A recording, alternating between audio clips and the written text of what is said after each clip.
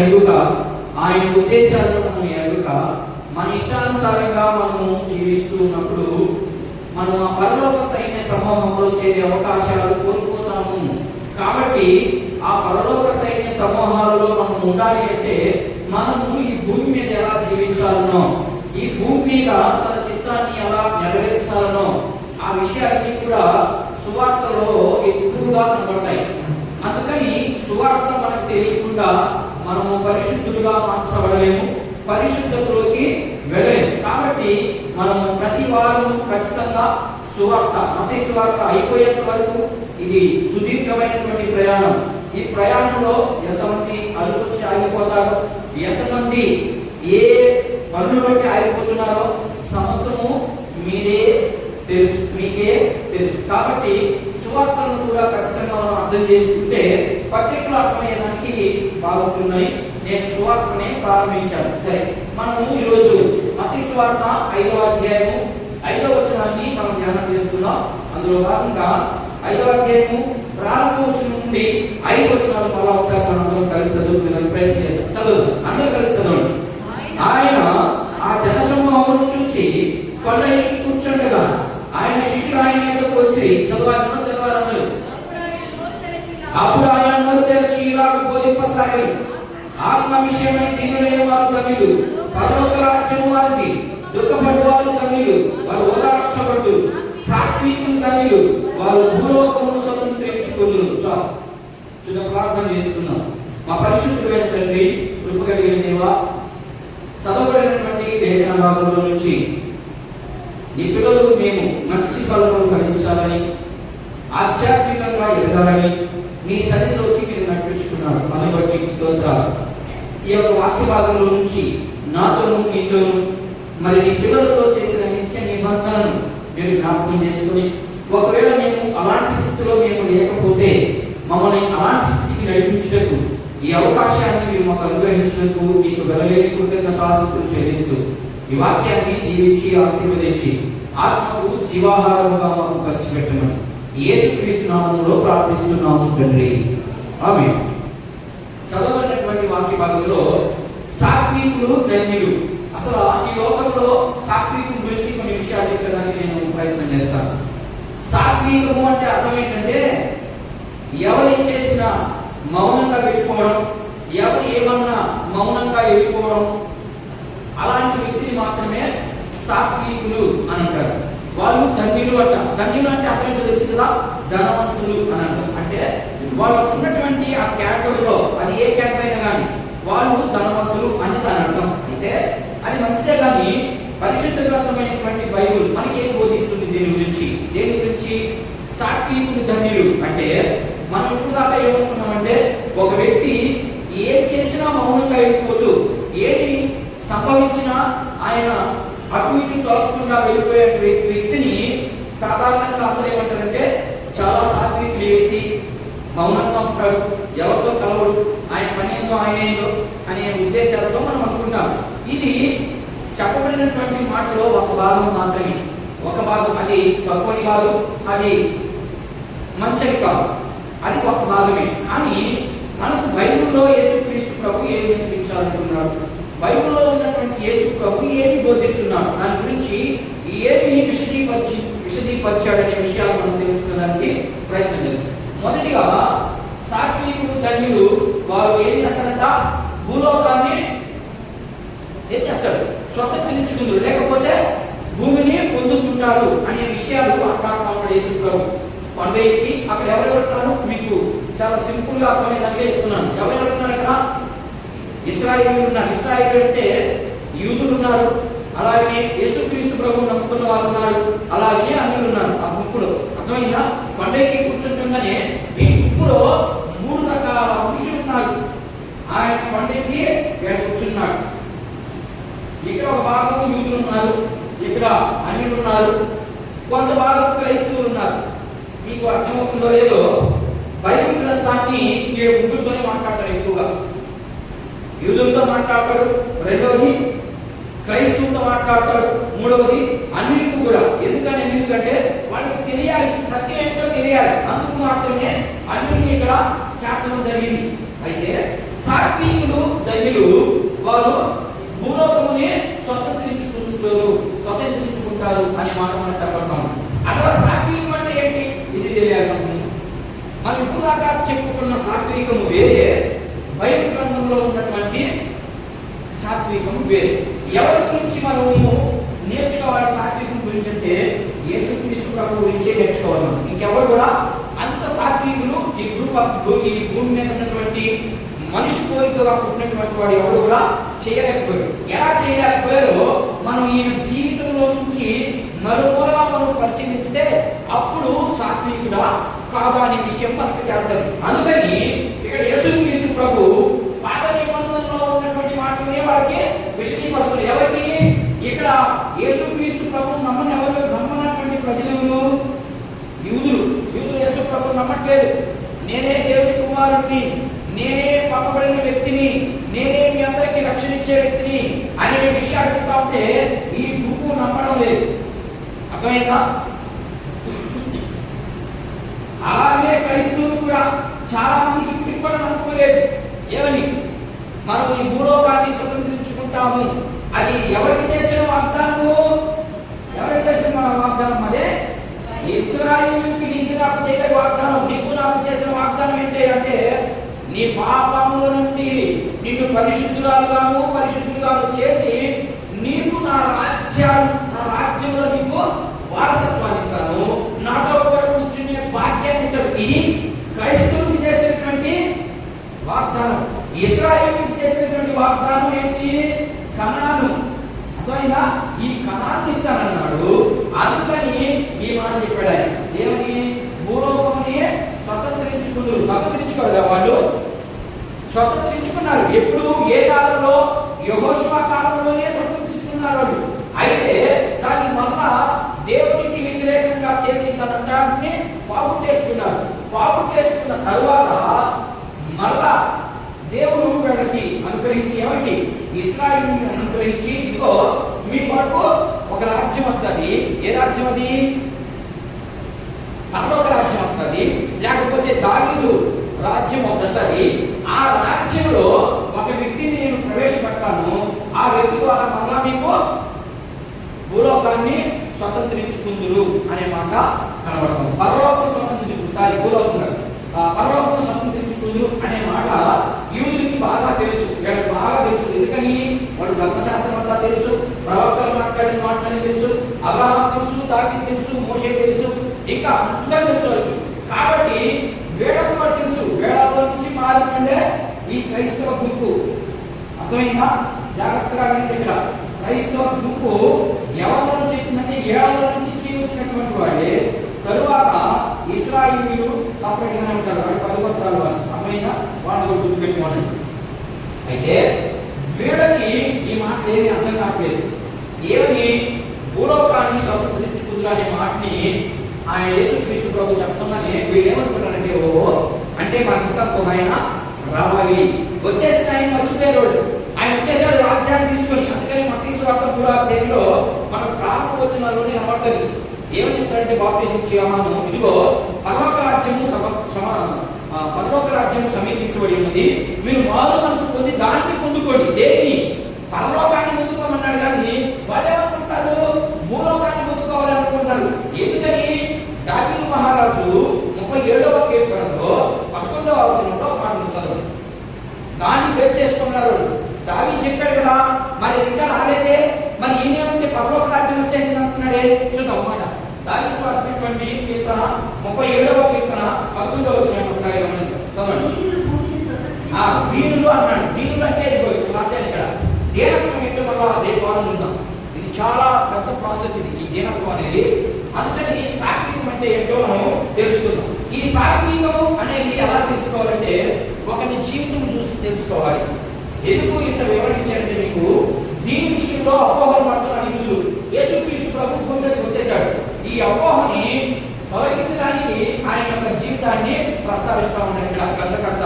ఏ గ్రంథకర్త? మత్తయి సువార్త. మత్తయ్య వాడికి ఇదిగో మీరు అనుకుంటున్నటువంటి యేసుక్రీస్తు ప్రభు ఇదే.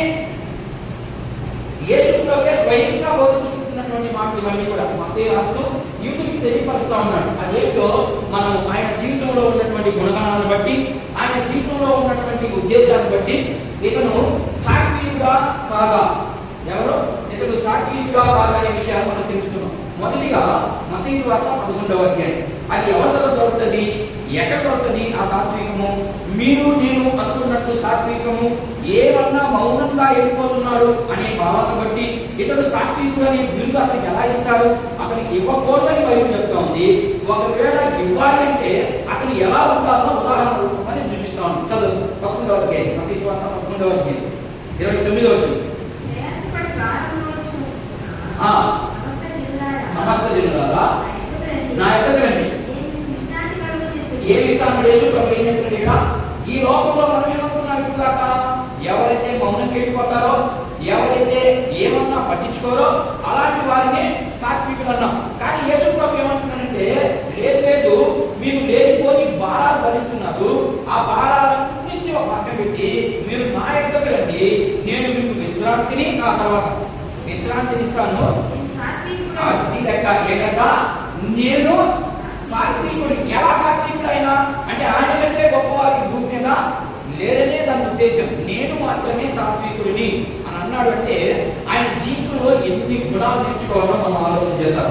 అలాగే దావీదు, మోషే, ఇంకా ప్రవక్తలు వీళ్ళందరిలో ఎలా ఎవరి దగ్గర ఆ యొక్క సాత్వికము లేదు అని ఉద్దేశాన్ని చూపిస్తా ఉన్నాడు. ఇప్పుడు ఏం చెప్తున్నాడు? మీరు నా యొద్దకు రండి, నేను మీకు ఏమిస్తాను? సాత్వికము నేర్పిస్తాను. ఎలాంటి సాత్వికము అంటే, సాత్వికుడు అంటే ఆయన బలహీనుడేనను కాదు, ఇది గొప్ప ప్రక్రియ. ఎలా అంటే ఒక వ్యక్తి మౌనంగా వెళ్ళిపోవడం అంటే చాలా బలం కావాలి. దానికి మన మనస్సుని మన స్వాధీనంలో పెట్టుకోవాలి. ఉదాహరణకి ఎవరైనా మన మీదకి తగ్గుకు వస్తే మనం ఎలా రియాక్ట్ అవుతాం? మన మీదకి సాత్వికంగా రియాక్ట్ అవుతామా? లేదు, అవతలలో ఒకటంటే మనం 10 మాటలు వేస్తాం. కానీ అది కాదు సాత్వికం. ఇక్కడ సాత్వికం గురించి నేర్చుకోవాలంటే యేసు ప్రభు గురించి మాత్రమే నేర్చుకోవాలి. ఆయన జీవితంలో ఉన్నటువంటి లక్షణాలనే మనం అవలంబించాలి. అప్పుడు మాత్రమే మనకు సాత్వికం వస్తుంది. అది ఎక్కడ వస్తుందని నేను అక్కడ విషయాలు చూపిస్తాను. అదే 21వ అధ్యాయం, అదే పుస్తకము 21వ అధ్యాయం చూద్దాం. ఎలా ఆయన ఎంత సాత్వికంగా చూద్దాం. 21 చూద్దాం. సాత్వికం గురించి మాట్లాడుతున్నాం. ఇదిగో నీ రాజేంటి సాత్వికుడు రావడం ఏంటి, గాడి మీద ఎక్కి రావడం. రాజు సర్వసాధారణంగా ఎంత బలహీనుడైనప్పటికీ కూడా ఎలా రావాలి అంటే, బలహీనుడు అంటే ధనం విషయం అని చెప్పేది. ధనం విషయంలో ఎంత లేనుడైనా ఎలా రావాలి రాజు? గుర్రం మీద. ఉదాహరణకి రెడ్డి ఎట్లా వస్తాడు? రెడ్డి ఎలా ఉంటాడు? వాడికి ఏమి లేకపోయినా ఎలా ఉంటాడంటే వైట్ అండ్ వైట్ వేసుకొని చక్కగా అప్పో సప్పో తీసుకొని శుభ్రంగా కారులోనే వెళ్తాడు పెళ్ళికి, అంతే.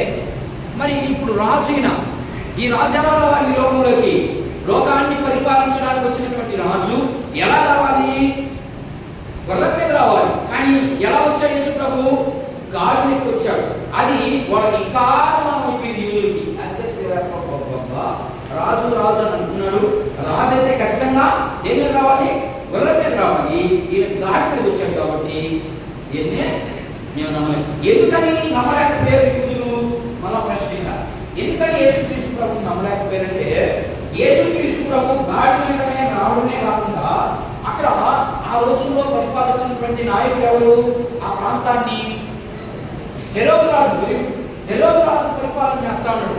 హెరోదు రాజు ఏం చేస్తాడంటే క్రైస్తవుని, అలాగనే దేవుని కోసము, దేవుని రాజ్యం కోసం ఎదురు చూస్తున్నటువంటి ప్రజల్ని చిత్రహింస పెడతా ఉన్నాడు. ఒకవేళ నిజంగా ఈ గాడి మీద ఎక్కువచ్చినటువంటి వాడే దేవుడైతే మనంతా నిర్మిస్తాడు కదా. నేను చెప్పేది అర్థమవుతున్నాయా? చాలా జాగ్రత్తగా. ఒకవేళ మేము ఉన్నటువంటి పరిస్థితులకి ఈయనే మాకు స్వతంత్రం ఇచ్చే రాజ్యం తెచ్చినటువంటి వ్యక్తి అయితే మమ్మల్ని మేము ఈ వాటిలో చిత్రహింసపడుతున్నామే, మమ్మల్ని విడిపించాలి కదా. విడిపిస్తే కదా ఈయన రాజు. వాళ్ళ భాషలోకి వాడు దేవుడు అనే విషయాన్ని పక్కన పెట్టి వాళ్ళ భాషలో పెడుతున్నది. ఇప్పుడు ఈయన ఎట్లిచ్చాడు? గాడి మీద వచ్చాడు. గాడి మీద వచ్చాడు, బాగానే ఉంది. దేవుడు చెప్పినటువంటి వ్యక్తిగా వచ్చాడు, ఓకే, బాగానే ఉంది. అయితే హెరోదు రాజు చేతిలో మేము చిత్రహింసను అనుభవిస్తున్నామే, మరి రాజు ఎలా ఉండాలా? ఆ హెరోదు రాజును చంపి మమ్మల్ని విడిపించాలి. అది అప్పుడు ఈయన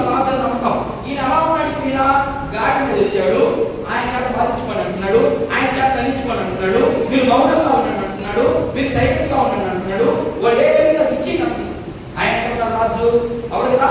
అందుకని వాళ్ళు అనుమానిస్తా ఉన్నారు, ఈయన నిజంగానే దేవుడేనా, లేకపోతే నిజంగా ఈ భూమి మీదకి రాజ్యాన్ని తీసుకొచ్చే రాజేనా? ఎవరికి వచ్చింది అనుమానము? ముఖ్యంగా ఎవరికి వస్తుంది ఈ అనుమానం? ఆయన చెప్పేది అర్థమవుతుందా, అర్థం కాలేదా? మరి అర్థమైతే ఇప్పుడు ఎవరు అనుమానిస్తారు ఈ మాటని? యూదుల శ్రేష్ఠులకు నమ్మలేదు కదా, వాళ్ళు ఫస్ట్ నుంచే అనుమానము. యూదులు ఫస్ట్ నుంచి యేసుప్రభు నమ్మలేదు, వాళ్ళు యేసుప్రభు అనుమానిస్తూనే ఉన్నారు ఫస్ట్ నుంచి చివరి వరకు, ఆయన చనిపోయేంత వరకు. చనిపోయిన తరువాత ఇద్దరికి మార్పు వచ్చింది. ఎవరికి? చనిపోతుంది సిలువ వేసిన తర్వాత, చనిపోయిన తర్వాత కాదు కానీ సిలువ వేయబడిన తర్వాత ఇద్దరికి మార్పు వచ్చింది యూదులకి. ఫస్ట్ వచ్చినటువంటి యూదులకి మార్పు వచ్చినటువంటి వ్యక్తులు ఎవరైనా ఉన్నారు, పరలోకానికి వెళ్ళినటువంటి వ్యక్తులు ఎవరైనా ఉంటే వాళ్ళిద్దరే. ఎవరు? కుడి పక్క ఎడం పక్క ఉన్నటువంటి వాళ్ళు ఒక్కడు మాత్రమే పరలోకానికి వెళ్ళాడు, వాడు యూదుడే. ఫస్ట్ అన్నిటి బాలేదు, క్రైస్తవులు బాలేదు, పోయింది ఎవడు? యూదుడే. అయితే ఇప్పుడు యూదులు ఆల్రెడీ నమ్మలేదని మరి వాళ్ళెట్లా నమ్ముతారు ఆయన్ని? వాళ్ళెట్లా అనుమానిస్తారు? నేను చెప్పేది మీ భావనలో చెప్తాను. మన ఇంట్లో ఏదైనా శ్రమ వెంబడి శ్రమ, బాధ వెంబడి బాధ, బాధ వెంబడి బాధ వస్తూ ఉంది. వస్తూ ఉన్నప్పుడు ప్రార్థన చేస్తూ ఉన్నాం. నిజంగా దేవుడు మనతో కూడా ఉంటే, ప్రార్థన చేసేవాళ్ళు కూడా, ప్రార్థన చేసుకునేవాళ్ళు అనుకునే సమస్య ఏదో చెప్తాను. నేను నిజంగా దేవుడు నాతో కూడా ఉంటే, నేను ప్రార్థిస్తే నా సమస్య ఎందుకు తొలగిపోదు అనే ప్రశ్న వస్తుందా కదా? ఖచ్చితంగా అదే ప్రశ్న వచ్చింది ఇక్కడ క్రైస్తవులు కూడా. ఏమని వచ్చిందంటే, హెరోదు రాజు మమ్మల్ని చిత్రహింస పెడుతున్నాడు, నువ్వేమో నేను వచ్చాను, నేనే దేవుడి కుమారుడు అని చెప్తున్నావు. అయితే ఈ హెరోదు రాజు ఆకలి సాగించకుండా కట్టి, లేకపోతే ఆయన యుద్ధం చేసి ఆయన ఓడించి అప్పుడు మాకు ఆ రాజ్యంలో స్వతంత్రం, అప్పుడు మేమేం చేసినా చెల్లుబాటు స్థితికి తీసుకొస్తే అప్పుడు నమ్మకం మేము నువ్వే దేవుడు అని, నువ్వే రాజు అని. అది వాళ్ళ ఉద్దేశం. మరి ఈ రోజు కూడా క్రైస్తవ సంఘాలలో యేసుక్రీస్తు ప్రభువును చాలా మంది నమ్మడం లేదు. మరి ఎవరు నమ్ముతున్నారు వీళ్ళు? నేను చెప్పాను, యేసుక్రీస్తు, యేసు అని పేరు కలిగిన వాళ్ళు ఎంతమంది ఉన్నారు బైబిల్ గ్రంథంలో? ఎంతమంది ఉన్నారమ్మా? యేసు అనే పేరు కలిగిన వాళ్ళు ఎంతమంది ఉన్నారు బైబిల్ గ్రంథంలో? 3 ఉన్నారు. ఈ 3లో ఒకటి సిలువ వేయబడినటువంటి యేసుక్రీస్తు, మన కోసం మరణించి తిరిగి లేచినటువంటి యేసుక్రీస్తు, మరలా మన కోసం రాబోతున్నటువంటి యేసుక్రీస్తు నమ్మడం లేదు దేవుడు. నిజం. ఆయన నమ్మితే ఎలా జీవితం ఉంటుందంటే, ఆ జీవితం ఇప్పుడు ఏం చెప్పాడు? సాతానుని జయిస్తాడు. జయించాడు ఎవరన్నా ఈ లోకంలో? సాతాను ఉచ్చుల్లో పడకుండా ఉన్నటువంటి వ్యక్తి ఎవరైనా ఉన్నారా? ఎవరు? అందరూ వచ్చినాడే. యేసుక్రీస్తు ప్రభు పడిపోదు. నంబర్ 1. నంబర్ 2, పాపం ఉందా ఆయనలో? ఈ లోకంలో ఏ మనిషి లోకంగా వచ్చినటువంటి ఏ మనిషి అయినా సరే పాపం చేయకుండా ఎవరైనా ఉన్నాడా? ప్రతి ఒక్కరూ పాపం చేశాడు. నంబర్ 3, ఆయనలో పరిశుద్ధత ఉందా? ఇంకెవరైనా పరిశుద్ధత ఉందా? ఎవరు? కాబట్టి ఆయన జీవితంలో నుంచి నేర్చుకునే దానికి మనకి ఇలా అర్థం అవ్వాలి, ఆయన గొప్ప సాత్వికం కలిగిన వ్యక్తి ఈ లోకంలో ఎవరు లేరు అనే విషయాన్ని చూసేదానికి యూదులకి అనుమానం, ఆల్రెడీ అనుమానం, క్రైస్తవుల అనుమానం తీర్చేదానికి ఆయన జీవితంలోని కొన్ని గుణగణాలు మనం చూద్దాం.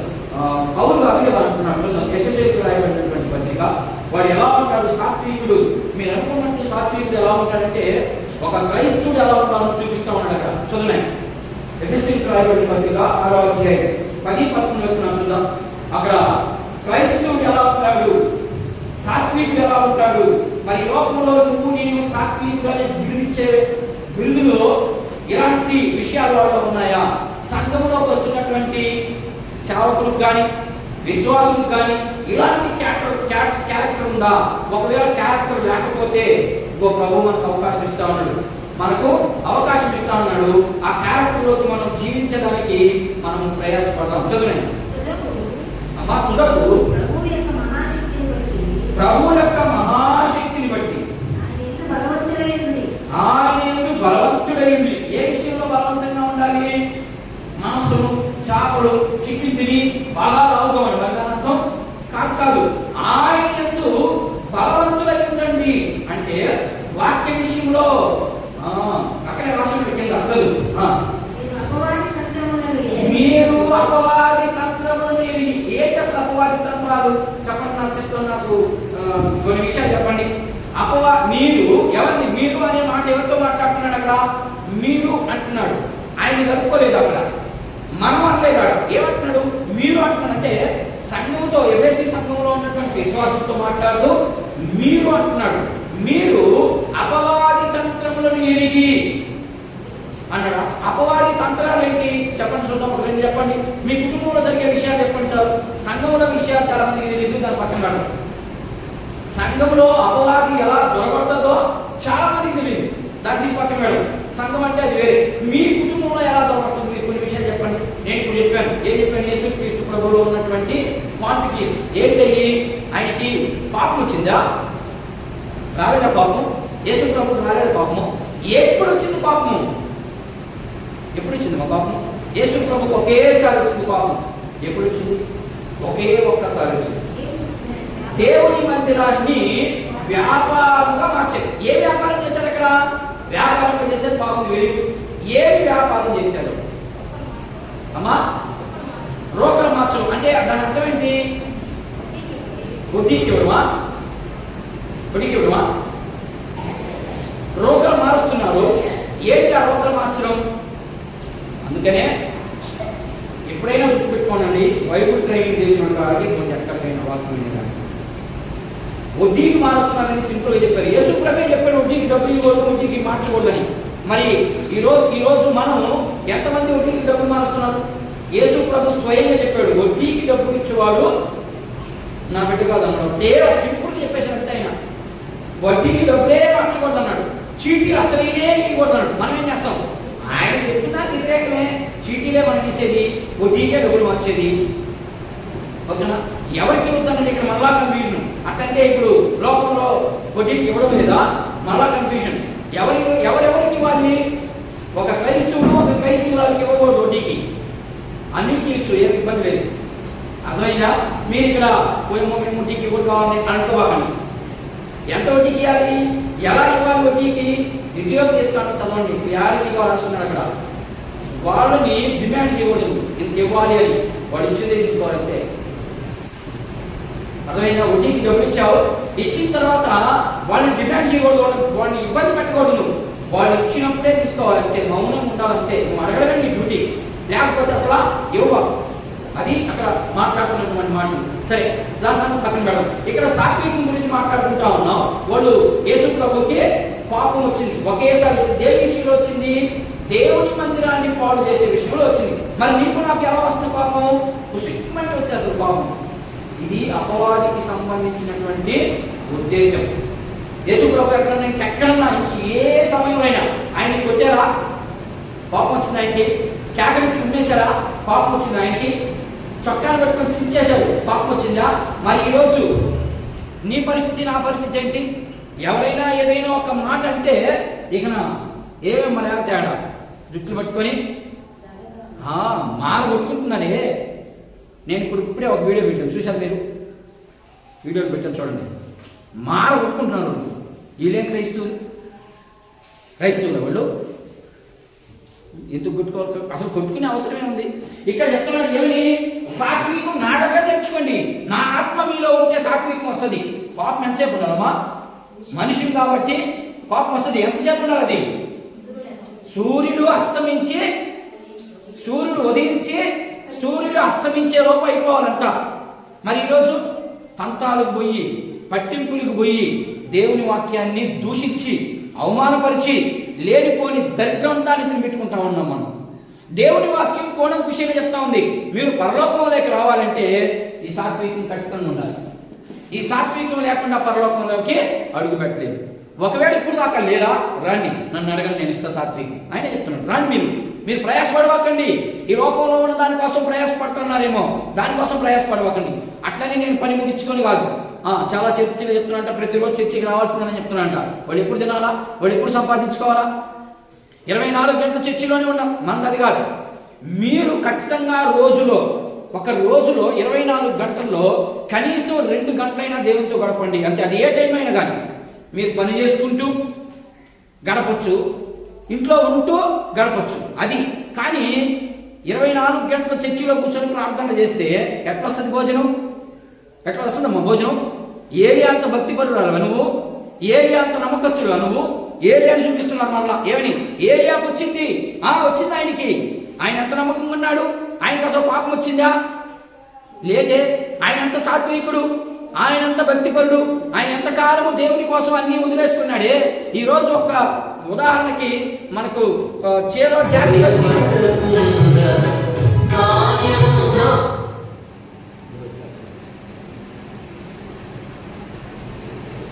ఈరోజు ఒక చీర జాగ్రత్త తీసుకుపోతే ఇక ఏమన్నా మన దగ్గర మన భక్తి అంతా కొలాప్స్ అయిపోతుంది. అడిగే మాటలు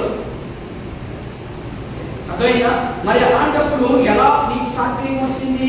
నువ్వు దేవునితో కూడా దేవుని ఆత్మను కొనుక్కొని నువ్వు ఎలా ఎలా మాట్లాడుకోవాలా? ఉందా నీ దగ్గర దేవుని ఆత్మ? ఉందా నీకు సాత్వికము? సరే, మీ దగ్గర లేదైపోతావా? అయితే రాండి నా దగ్గరికి. నేను సాత్వికుడును, నన్ను చూసి మీరు నేర్చుకోండి. నా దగ్గరకు వస్తే ఆటోమేటిక్గా నేను ఇస్తా. ఎప్పుడు పోవాలి ఆయన దగ్గరికి? ఎలాంటి వ్యక్తి పోవాలి ఆయన దగ్గరికి? మారు మనసు కలిగిన వ్యక్తి మాత్రమే ఆయన కూడా ఆయన ఆత్మ నీలో పనిచేస్తూ ఉంటుంది. ఆత్మ కూడా కొన్నిసార్లు బలహీనపోతూ ఉంటుంది. దేని బట్టి? మనసును బట్టి. మనసు ఏం చెప్తుంది? వద్దులే, మనకి ఎందుకులే, చేసేవాడు చేసుకుంటాడు అని అనుకుంటా ఉంటుంది. కానీ దానికి నువ్వు లోబడకూడదు. ఎందుకని? నీలో ఆత్మ ఉంది. ఆత్మ ఏం చెప్తుంది? ఆత్మ మాట వినగలిగితే నీకు బాధ్యత, భారము, అన్ని విషయాలు తెలుస్తాయి. ఏమీ నాకు తెలియట్లేదు అంటే నీలో ఏం లేదని ఆత్మ పనిచేయడం లేదు. ఉంది. బాప్టిజం తీసుకుంటాం కానీ మనకి ఏమొస్తుంది? ఆత్మ వచ్చింది. ఆత్మ నీలో పని చేయకుండా మౌనం అయిపోయింది. ఎందుకని? నీవు బండబారిపోయినటువంటి హృదయం గలవాడు, నువ్వు బండబారిపోయినటువంటి మనస్తత్వం కలిగిన వాడు. దాన్ని పగలగొట్టాలంటే అది కేవలం నువ్వు లోబడినప్పుడు మాత్రమే పగలుతుంది. లోబడకుండా పగలనే పగలదు. అందును బట్టి యేసుక్రీస్తు ప్రభు యొక్క జీవితంలో ఎలాంటి సాత్వికం కనబడతామో మనకి చూడండి. ఎంత సాత్వికుడైనా త్యాగనిచ్చినప్పుడు, సిలువలో కొట్టినప్పుడు, ఇంకా రకరకాలుగా హింసించినప్పుడు మాట మాత్రం సెలవు లేదు ఆయన. అదే మనంగానైతే భార్య భర్తల మధ్య సమస్య పెరిగిపోతా ఉంది. రోజు రోజుకి పెరుగుతూనే ఉంది కానీ తక్కువే ఉంది. ఆడబిడ్డకి అత్తకి మామకి అబ్బా ఎన్నెన్నో వస్తూ ఉంటాయి. ఇవన్నీ ఎవరు పెడుతున్నారు? ఎవరు పెడుతున్నారమ్మా? నువ్వు సాతానికి లోబడిపోయినప్పుడు, వాడి ప్రేరేపణకి నువ్వు లోబడిపోయినప్పుడు ఖచ్చితంగా మన కుటుంబంలో ఏముంటుంది? సమాధానం వస్తుంది. అర్థమైనా? కుటుంబంతో తిమోతి పత్రికలో అంటాడు, నీవు సంఘానికి వెళ్ళినప్పుడు నీ కుటుంబాన్ని నువ్వు సరిగ్గా పరిపాలించలేని నువ్వు ఎలా సంఘంలో సభ్యురాలివి, ఎలా సంఘంలో సభ్యుడివి, ఎలా నువ్వు బోధించగలుగుతావు? చాలా విషయాలు ఉన్నాయి. ఇది ఒక్కదాన్ని చూసుకొని మనం మాట్లాడుతుంటే కుదరదు. సంఘానికి నువ్వు వెళ్తున్నావు అంటే నీలో మచ్చ కానీ, డాగు కానీ, డమ్మం కానీ కనపడకూడదు. అలా కనపడకుండా ఉండడమే ఉందా మనలో? విశ్వాసిగా, విశ్వాసురాలుగా, సేవకుడిగా ఉన్నాయా మనలో? మనలో లేవు. దేవుడు ఏం చేయాలి మనం అని చెప్పారు కదా. ఇప్పుడే పాపం మోసుకున్నటువంటి జనులారా నా దగ్గరికి ఎవరికి రావాలి? ఆయన దగ్గరికి పోతే ఖచ్చితంగా ఆయన మనకు ఆ యొక్క గుణగణాన్ని అనుగ్రహిస్తాడని దేవుని వాక్యము సూచిస్తుంది. ఎఫెసీ పత్రిక 6:10-11 మీరు అపవాది తంత్రములను ఎదురించుటకు శక్తిమంతులైనట్టు దేవుని సర్వాంగ కవచం. ఏంటి సర్వాంగ కవచం? చదువు మాత్రం మైకి పెట్టదు. సర్వాంగ కవచం అంటే ఏంటి అర్థం? ప్రార్థనా జీవితం. అదే కవచం మనకి. ఆ కవచం ఏం చేస్తుంది? మన మీదకి బాణాలు తగలకుండా చేస్తుంది. కవచం ఉందా నీకు? ఇంకా మనము పోరాడేది శరీరంతో కాదు కానీ ప్రధానంతో. అంటే ఏంటంటే ప్రధానులు అంటే మాకు అన్ని సరుకునే వాళ్ళ గురించి వాళ్ళతో మనం పోరాడడం. వాళ్ళకి ఏం తెలీదు. కానీ వాడేమంటారు? ఈ లోకంలో ఉన్నటువంటి తలాంతులను బట్టి, ఈ లోకంలో జరిగే విషయాలను బట్టి మాకు అన్నీ తెలుసు. ఏం తెలుసు నీకు? మొహం నీకు బయట ప్రకారం ఉందా నీ జీవితం? అలాంటప్పుడు నీ మాట వింటాం మేము. లేకపోతే పక్కన పెట్టి కట్టే ఎవరైనా కానీ, నేనైనా కానీ, నువ్వైనా కానీ, ఇంకోరైనా కానీ బైబిల్ ప్రకారం నీ జీవితం ఉందా? వెరీ గుడ్ మాట విందా. అవి మనకు పనికి వస్తాయి. వాటిలో ఆధ్యాత్మికమైనటువంటి ఆ ఉద్దేశాలు మనం తెలుసుకుంటాం. అలాంటప్పుడు మనం మారేదానికి ఎక్కువ అవకాశాలు ఉంటాయి. చెప్పేవాడు నువ్వే సక్రమంగా లేకపోతే వినేవాడు ఎట్లుంటారు? ఇని దాన్ని హృదయంలో పెట్టుకోగలరా? పెట్టుకోండి. అది ఇక్కడ ప్రాసలు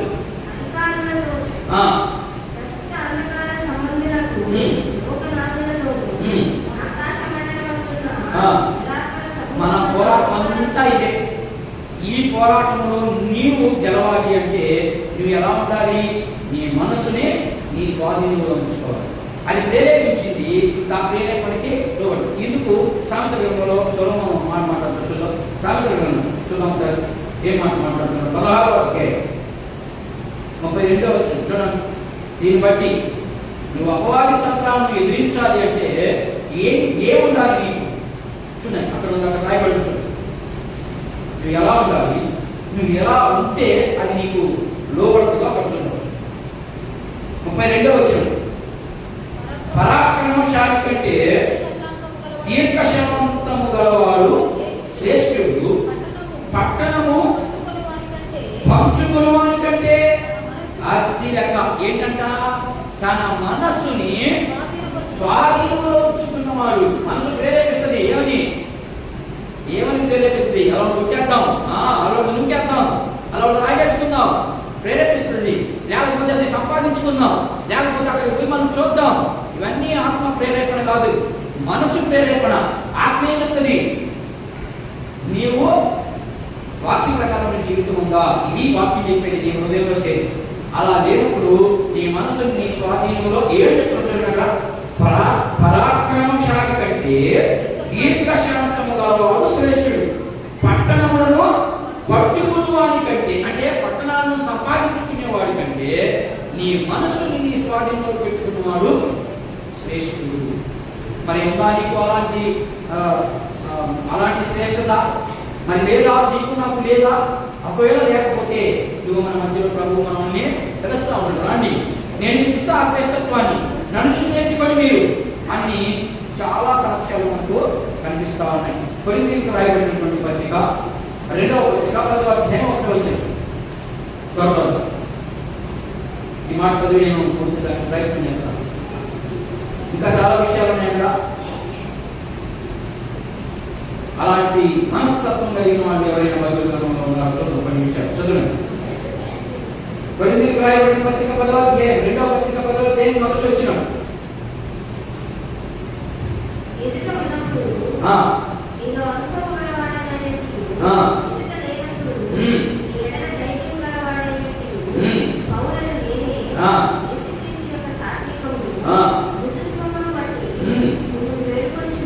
మీరు ఎలా ఉండాలి?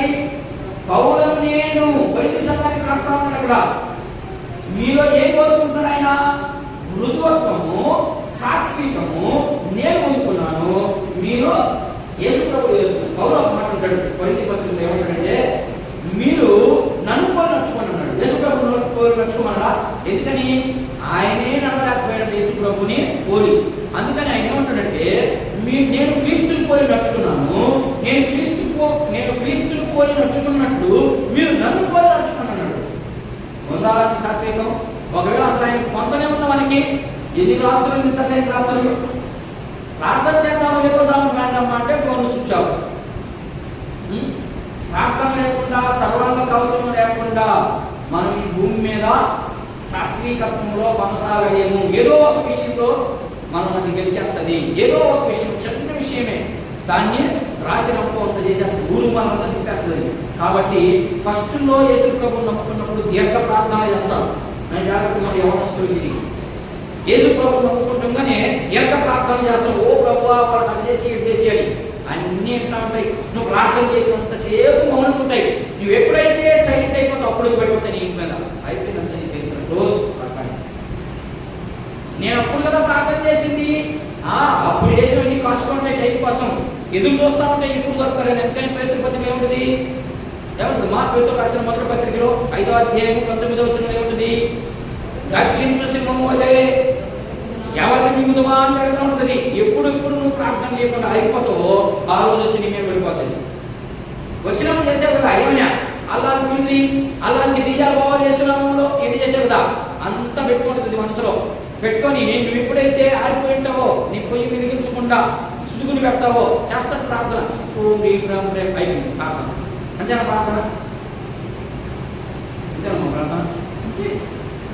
అప్పుడు వచ్చేసి నేరుగా నీ మీదకి ఎత్తుకుంటుంది, నిన్ను గెలక్తా ఉంటుంది, నువ్వు దానికి లోబడిపోతావు. కానీ ఇక్కడ యేసు ప్రభు ఏమంటున్నాడంటే, నేను సాత్వికుడును, నన్ను ఎన్నికినా నా జీవితాలు చూడండి, నేను ఎప్పుడు నాకు పాపం రాలేదు, నేను ఎప్పుడు అపవాదికి లోబడలేదు. అపవాది పోయింది, యేసు ప్రభు దగ్గరికి పోయి ఏమిటి, నువ్వు నిజంగా దేవుని కుమారుడు అయితే గుర్తు చేసుకో అని అన్నది. చేసుకున్నాడు ఆయన, ఏం లోబడలేదు. ఓ వెనకపో సాతాను వెనకపో, మనుషుడు రొట్టె వల్ల మాత్రం జీవించడు కానీ దేవుని నోట్ల నుండి వచ్చి మాట వలన జీవిస్తారన్నాడు. అయిపోయింది పని. మనం మనం చెప్పగలుగుతున్నావా? దాన్ని స్వీకరించుకోగలుగుతున్నాం. ఒకవేళ స్వీకరించుకోగలిగితే ఇదిగో దేవుడు నేను ఇస్తా ఉన్నాడు, రా నా దగ్గరికి రా, నేను ఇస్తాను. ఏమి ఇస్తాను? భారం అంతటి తీసేస్తా, నీ మీద ఉన్నటువంటి భారం అంతటి పక్కన పెట్టు, నా మీద నీ కాడి మొక్కు, అది చాలా సులభంగా ఉంటుంది. దాన్ని ఎందుకో నీ ప్రయాణము సులభంగా సాగిపోతుంది. ఈ లోకంలో క్రైస్తవులకు ఉన్న శ్రమలు ఎవరికి రావు, గుర్తుపెట్టుకోండి. నిజ క్రైస్తవుడికే శ్రమలు ఎక్కువ, ఆటంకాలు ఎక్కువ, అడ్డులు ఎక్కువ. మరి అలాంటి సమయంలో నీకు ఓదార్చగలిగితే అది సమాధానం, దేవుడిచ్చే సమాధానం అది, దేవుడిచ్చే దీర్ఘశాంతం అది. నిన్ను తిడతా ఉన్నారు, నువ్వు మౌనంగా పోతా ఉన్నావు అంటే నీలో ఆత్మ పనిచేస్తుందనే, నీలో క్రీస్తు నీతో కూడా ఉన్నాడనే దాని అర్థం. అలా లేదు అంటే నీ దగ్గర క్రీస్తు లేడని అర్థం. ఇంకా కొన్ని మాటలు చూద్దాం. అలాంటి వ్యక్తులు ఎవరైనా ఉన్నారా? ఒకరిద్దరు చెప్పండి, సాత్వికంతో ఉన్నటువంటి వ్యక్తులు. నేను త్వరగా చెప్పేస్తాను, చూద్దాం. అబ్రహాం ఉన్నాడా? ఉన్నాడు. అబ్రహాం ఉన్నాడు. పిలిచింది ఎవరిని? దేవుడు పిలిచింది ఎవరిని? అబ్రహాం ఒక్కనే. మరి అబ్రహాం ఒక్కడే పోయాడా? లేదు. ఎవరు తీసుకెళ్ళి వెళ్ళాడు? లోతు తీసుకెళ్ళాడు. లోతు తీసుకెళ్ళిన తర్వాత లోతుకి అబ్రహాంకి బాగా ఆశీర్వాదం దేవుడు ఇచ్చిన తర్వాత ఎవరిని బట్టి ఇచ్చాడు ఆశీర్వాదం? అబ్రహాం బట్టి ఆశీర్వదించాడు. లోతుకి అబ్రహాంకి చాలా విస్తారమైనటువంటి సంపద పెరిగిపోయింది. ఇప్పుడు ఆ భూభాగం పట్టలేదు. భూభాగం పట్టకపోయిన తర్వాత అబ్రహాం మీదకే తిరుగుతున్నారు ఎవరు? లోతు ప్రజలు, లోతు యొక్క మనుషులు. అప్పుడు అబ్రహాము అసలు నేను పిలిచానట, అన్ని వదిలేసి వెళ్ళిపోవాలని చెప్పలేదు. ఏమన్నాడు ఆయన? నీకు నచ్చింది చేయన్నాడు. నీకు ఈ 4 పక్కన తీసుకొచ్చాడు, బయటకు తీసుకొచ్చాడు. ఇంట్లో వచ్చి బయటికి ఆ యొక్క వాడు ఉన్నటువంటి అంతఃపురం మీదకి ఎక్కి పైకి తీసుకెళ్ళి, ఎవరు లోతు అసలు రక్త సంబంధిక? చెన్నాయన పెద్దాయన ప్రకారం వాడు చెన్నాయన కొడుకు. చెన్నాయన కొడుకు అయితే చెన్నాయన చచ్చిపోతే చెన్నాయన కొడుకు చావ తీసి అంతం చేస్తే చెన్నాయన కొడుకే తిరుగుబాటు చేశాడు. ఆయన తిరుగుబాటు చేసిన తర్వాత అబ్రహాం ఏమంటాడు? చెన్నాయన కొడుకు ఏడుగా బయటికి తీసుకొచ్చాడు, పైకి ఎక్కించాడు. ఇదిగో తూర్పు చూడు, ఉత్తరం చూడు, దక్షిణం చూడు, పరమ చూడు, నీకు ఏ భూభాగం కావాలో ఆ భూభాగం తీసుకో, నువ్వు తీసుకున్న నువ్వు వద్దన్న దాన్ని నేను తీసుకుంటానన్నాడు. ఎంత సాత్వికుడైతే ఆ మాట మాట్లాడతాడు? అలాంటి సాత్వికం తీసుకున్నాకుందా? లేదే. మరి ఆయన సాత్వికం నేర్చుకోవాలంటే, ఆయన సాత్వికం రావాలంటే మనం ఎక్కడికి వెళ్ళాడు? అబ్రహాం ఎక్కడికి పోయిందా? తర్వాత వచ్చింది సాత్వికం. యేసు ప్రభువును చేరుకున్న తర్వాత వచ్చింది ఆయన సాత్వికం. అంతకుముందు లేదు ఆయన సాత్వికం. మరి నీవు నేను యేసు ప్రభువును చేరుకుని 2 సంవత్సరాలు అవుతుంది. ఏది మనలో సాత్వికం? ఏది మనలో గుణం కనబడుతుందా? కనబడలేదంటే అర్థం ఏంటి? మనం దేనికి లోబడిపోతున్నామని? మన మనసుకు లోబడిపోతున్నామని అర్థం. ఆ మనసుని మనం జయించాలి అంటే మనం దేనితో జయించాలి? 2తో మాత్రమే జయించగలం. 1 నీటి పక్కన మాటతోను, 2 మీ అమ్మ మాట మీ నాయన మాటతోను కాదు. దేవుని వాక్యంతో ప్రార్థనతో మాత్రమే జయించగలం. ఇకపోతే మోషే, యోసేపు ఉన్నాడు, మోషే ఉన్నాడు, ఇంకా ఉన్నారు, పౌలు ఉన్నాడు. యేసు ప్రభు గురించి ఒక మాట నేను ముగిస్తాను. యేసు ప్రభు ఎలా ఉన్నాడు? యేసు ప్రభు యొక్క దీనత్వం ఏంటో పేతురు రాసినటువంటి మొదటి పత్రిక చూద్దాం. పేతురు రాసినటువంటి మొదటి పత్రిక 2వ అధ్యాయము 21 నుంచి 23 వచనం చదివితే మనం వచ్చుకున్నాం. ఆయనలో ఉన్నటువంటి దీనత్వం ఏంటి చూద్దాం. క్రీస్తు కూడా మీ కొరకు బాధపడి తన అడుగుజాడలను నడుచుకున్నట్టు మీకు మాదిరి ఉంచిపోయారు. ఆయన పాపం చేయలేదు. ఆయన నోటను ఏ కపటమును కనబడలేదు. ఏం చేశాడు ఆయన? దూషించడం అంటే ఒకరు మీరు తిడితే తిరిగి తిట్టాడని దాని అర్థం. ఆయన శ్రమ పెట్టబడి బెదిరింపక న్యాయముగా ఉండాలి, న్యాయముగా కనబడాలి. మనం మాట్లాడే దాంట్లో న్యాయం ఉండాలి.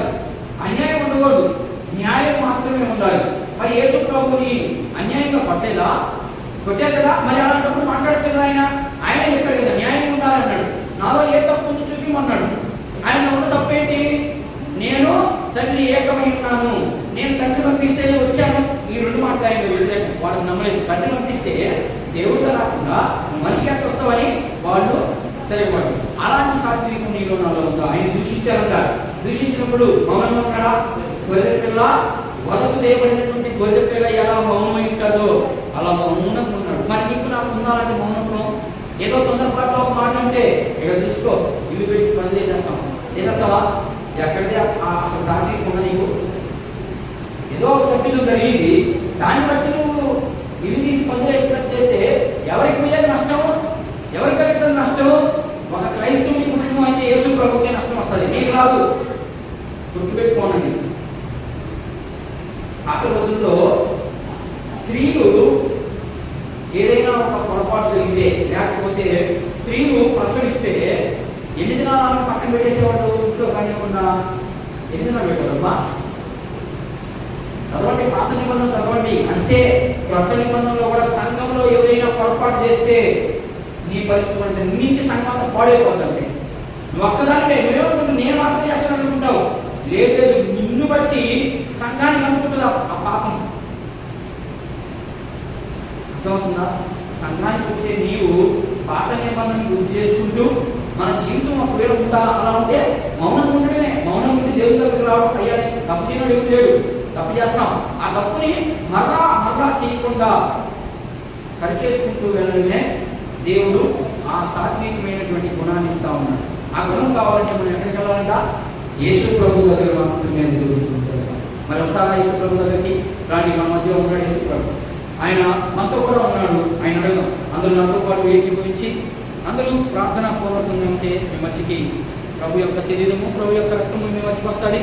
అడగదాం, అందరూ మోకరించండి, అడగండి, అయ్యా నాకు సాత్వికం